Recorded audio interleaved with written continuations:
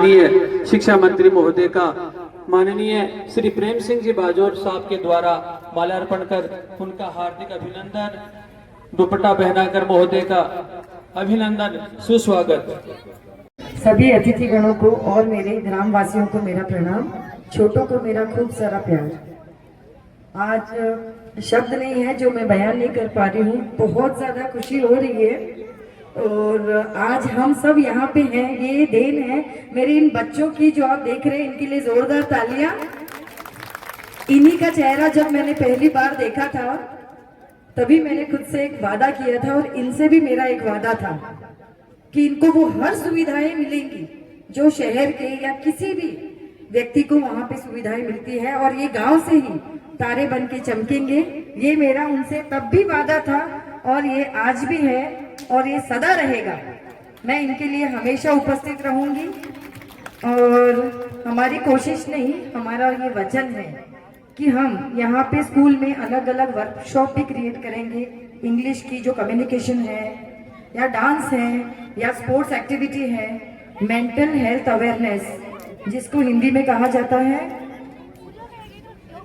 मानसिक चिकित्सा, उसके भी हम यहाँ पे साइकोलॉजिस्ट को बुला के वर्कशॉप करेंगे। क्योंकि आज के युग में ये जो मानसिक चिकित्सा है, इसको एक प्रकार से आडंबर के रूप में भी लिया जाता है, और हमें समझ में नहीं आता है इंसान का चिड़चिड़ापन उसके दुखी होने के कारण। तो इसके लिए अलग अलग साइकोलॉजिस्ट होते हैं, तो हम उनको बुलाएंगे। और सपने तो खूब बड़े हैं, और उन सपनों को पूरा करने में मंत्री जी हमारी सहायता करेंगे तभी ये मुमकिन होगा। और धन्यवाद। आज के इस कार्यक्रम में जयपुर से पधारे राजस्थान सरकार में पंचायत राज और हमारी पंचायत राज के मंत्री आदरणीय मदन जी दिलावर साहब, आदरणीय हमारी बहन रिचा जी तिवाड़ी, रचना जी तिवाड़ी, ये शिक्षा का गढ़ है और शिक्षा का मंदिर है जिसके अंदर आप और हम बैठे। मैं आपको निवेदन कर दूं कि जहां शिक्षा की मंदिर में शिक्षा की दो बात नहीं हो तो फिर वो सारी बातें अधूरी रह जाती है। मैं आज के 21 साल पहले नीमका थाना में पहली बार विधायक बना था। एक स्कूल का उद्घाटन करने गया था भुजियावाड़ा में, और वो भुजियावाड़ा अब चला गया श्रीमातो गुरुमंडी लिमिटेड।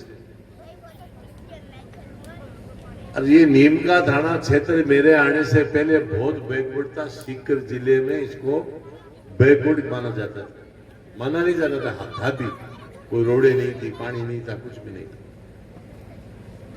तो एक स्कूल का उद्घाटन करके मैं जब नीचे उतरा तो कुछ लोगों ने कहा मेरे घर चलो चाय पीने के लिए। हम उनके घर की तरफ बढ़े, बिल्डिंग देखी बाहर से इतनी शानदार, जैसे कोई जयपुर में बहुत बड़ा बंगला हो। अंदर घुसने लगे तो 3 बड़ी बड़ी गाड़ियां खड़ी, 20-20 लाख रुपए। कल्पना ही नहीं कर सकते वहां पहाड़ों के अंदर। मैंने उनको पूछा कि भाई आप क्या करते हैं, तो जब तक उनके पिताजी आ गए तो उन्होंने कहा ये मेरे पिताजी हैं। मैंने उनको पूछा कि भाई आप क्या करते थे, तो बुजुर्ग से थे, उन्होंने कहा बाजोर साहब मैं तो एससी को हूं, बढ़ाया को हूं, पंजाब में ईंट भट्टा पर मजदूरी किया करते। आज उनके 4 बेटे, एक व्यापार करता है, एक इंजीनियर है, 2 डॉक्टर। चारों के चारों घर के अंदर तो बहुएं आई, 2 इंजीनियर, 2 डॉक्टर।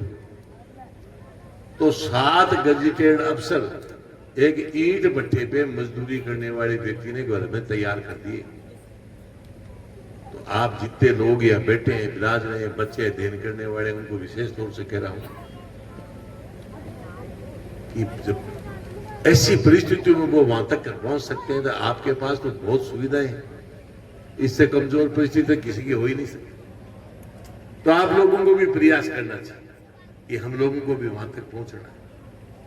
आज उनके राज के तनख्वाह के रूप में आते हैं 7-8 लाख रुपए महीना के घर में। सिस्टम बदल जाता है आदमी का। सारी व्यवस्थाएं बदल जाती है। जो राज के खजाने में सिर में शामिल हो जाता है कि नहीं, कहीं राज की सरकारी नौकरी में पहुंच जाता है, इससे बढ़िया कोई काम नहीं हो सकता। तो इसलिए मैं सबको प्रार्थना कर रहा हूं, जो अभिभावक है कि आप भी अपने बच्चों को पढ़ाना, ध्यान रखो। आप स्कूल में थैला लटका करके भेज देते हो और आप उम्मीद करोगे कि हमारा बच्चा पढ़ेगा, ये पॉसिबल नहीं। स्कूल से बच्चा जब घर लौटे तो माँ बाप की जिम्मेदारी उन बच्चों को आधे घंटे का टाइम कम से कम दे, उनको पूछे कि आज आपको क्या होमवर्क दिया, आपने क्या पढ़ाई की, उनसे कुछ चर्चा करेंगे तो निश्चित रूप से मैं समझता हूं वो आगे होंगे। और आज जो शिक्षा मंत्री हमारे मदन जी दिलावर साहब, देखो राजनीति में हर तरह के लोग होते हैं, लेकिन सबको पता है, पूरे राजस्थान को, चाहे कांग्रेस हो चाहे बीजेपी हो, सबको पता है कि एक नंबर ईमानदार व्यक्ति 33 साल के कार्यकाल में कई बार कई डिपार्टमेंट चलाए हैं, लेकिन कोई माई का लाल की ताकत नहीं जो उनकी तरफ कोई अंगुली उठाए। ऐसे लोग राजनीति में बहुत कम मिलते हैं। तो आज डिपार्टमेंट शिक्षा का इनके पास है, तो मैं समझता हूं 5 साल में बहुत बड़ा शिक्षा डिपार्टमेंट में उदान होगा, आगे बढ़ेगा और शिक्षा की नगरी आगे बढ़ेगी। मैं तो यही मंत्री मोदी से भी प्रार्थना करता हूं, हालांकि ये करते हैं अपने आप ही, लेकिन फिर भी आपको प्रार्थना करता हूं इन बच्चों पे और आशीर्वाद रखना जीवन। और मैं अर्चना जी तिवारी को फिर और इनके पूरे परिवार को, पारिक परिवार, शीश झुका के प्रणाम करता हूं कि आप आज बंबई रहकर भी आप यहाँ के अपने एरिया का ध्यान रखते हैं, याद रहता है आपको। ऐसे लोग भी बहुत धरती पे कम, तो इनको जितना धन्यवाद दिया जाए उतना ही कम। 58 लाख रुपए इन्होंने लगाए। अभी दिलावर साहब कह रहे थे ये काम जब करूंगा कमरे बनाओ, 20 कमरे और बड़े जब हो, तो इन्होंने कहा 10 कमरे में और बना दो। 5 कमरे करण सिंह जी ने कहा मैं बना दूंगा, 5 की मैं व्यवस्था कराऊंगा, कोई समझता है हाथ जोड़ दो, इसलिए आपका काम हो जाएगा। बहुत बहुत धन्यवाद, नमस्कार, राम राम। श्रीमती रचना जी पारिक, कोठी वाले बालाजी जन कल्याण ट्रस्ट के द्वारा इनका हार्दिक अभिनंदन, हार्दिक आभार, हार्दिक स्वागत। इस विद्यालय में आपने जो निस्वार्थ कार्य जो किया है, इन छोटे छोटे बच्चों के लिए आपने जो सुविधाएं प्रदान की है, यह सम्मान उस सुविधाओं के सामने बहुत ही बोना साबित होता है। परंतु हमारी जो शिष्टाचार है उसके तहत माननीय शिक्षा मंत्री महोदय अपने कर कमलों के द्वारा बहुमसा श्रीमती रचना जी तिवारी, उनका हार्दिक आभार व्यक्त कर रहे हैं, उनका अभिनंदन कर रहे हैं। सभी एक साथ जोरदार ताली बजाकर इनका हार्दिक स्वागत करेंगे। यह पल, यह क्षण, यह दृश्य एक ऐतिहासिक दृश्य है, इसके हम सभी गवाह हैं। यह पूरा संस्कार शिक्षा विभाग आज राजस्थान का यह दृश्य देख रहा है।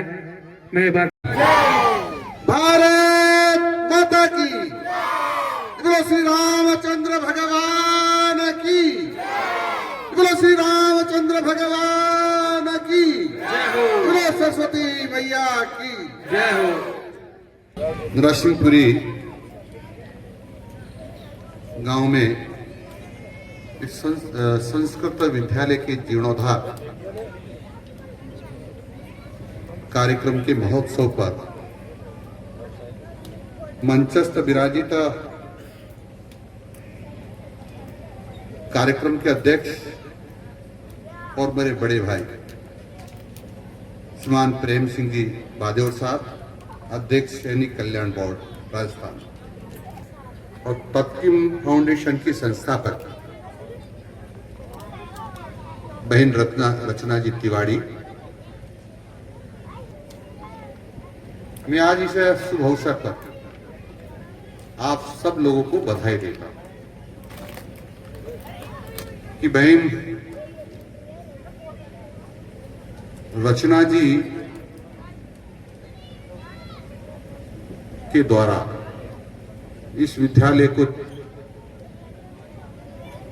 सुव्यवस्थित और सुंदर बनाने के लिए जो काम किया है अद्भुत है।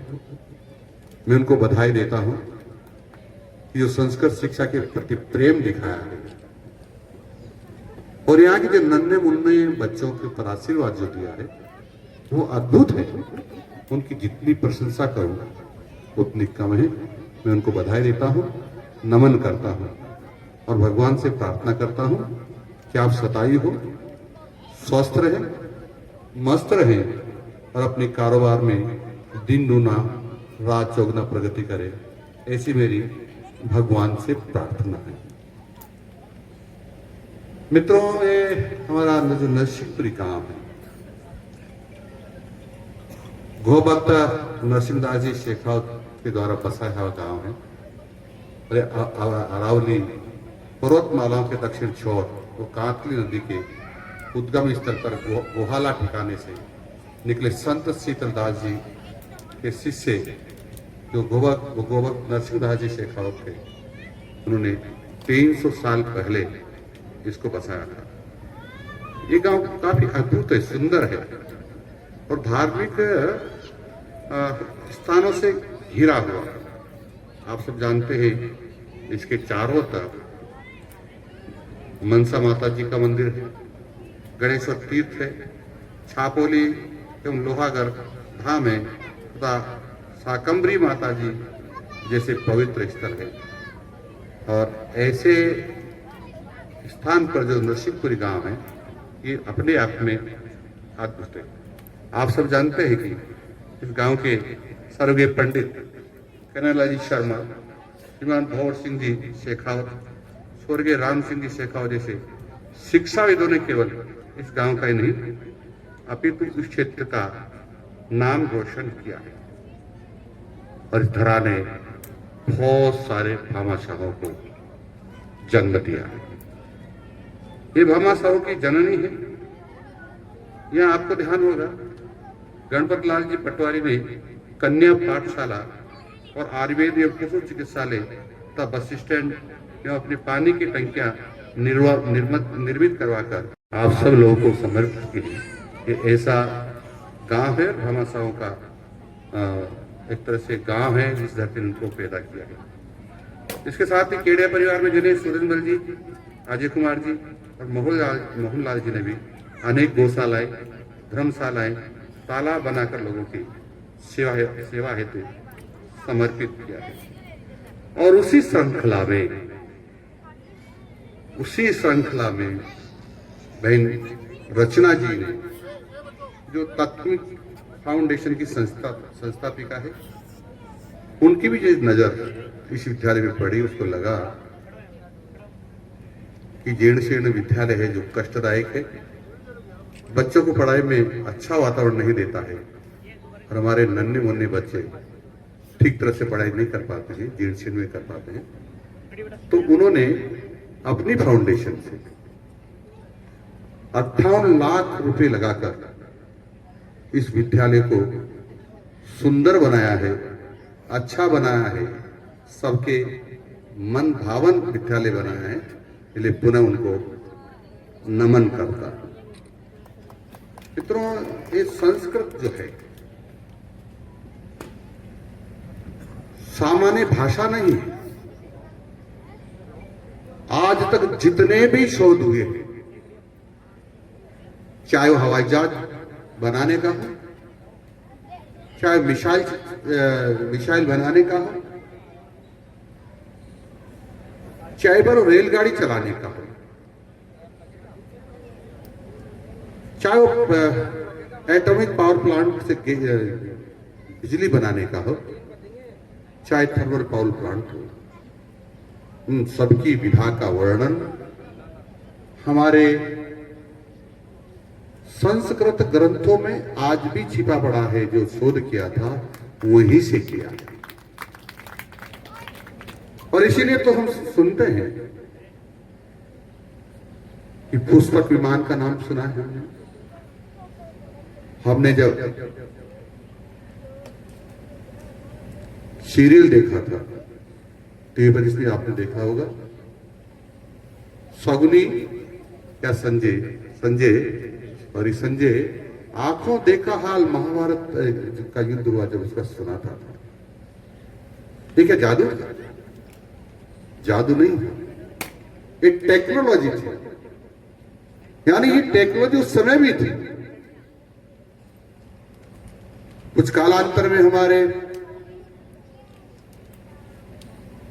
लोग संस्कृत से विमुख होने के कारण से या ध्यान नहीं देने के कारण से भटक गए और पाश्चात्य देशों की नकल करते करते आज हमने हमारे व्यवहार में, खान पान में, चाल चलन में, पहनावे में सब प्रकार का बिगाड़ कर लिया है। मैं निवेदन करना चाहता हूं संस्कृत के विद्वानों से, अध्ययन करिए, अध्ययन।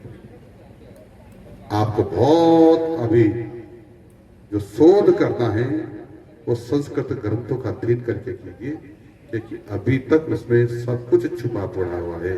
अभी मेरा मानना है 10% भी बाहर नहीं आया है, इसलिए अध्ययन करने की जरूरत है।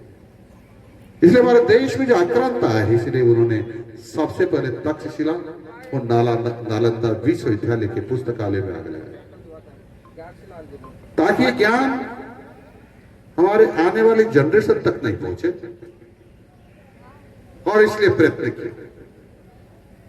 मित्रों, मैं कहूंगा कि अभी संस्कृत की तरफ ध्यान हमारा नहीं है। ये सब भाषाओं की, बोलियों की जननी है। सारी भाषाएं इससे पैदा हुई, इसलिए इसको जितना हम इसका सम्मान करें और जितना इनको आगे बढ़ाएं उतना कम होगा, और इसको जितना आगे बढ़ाएंगे उतनी ही हमारी वृद्धि होगी, ज्ञान में वृद्धि होगी,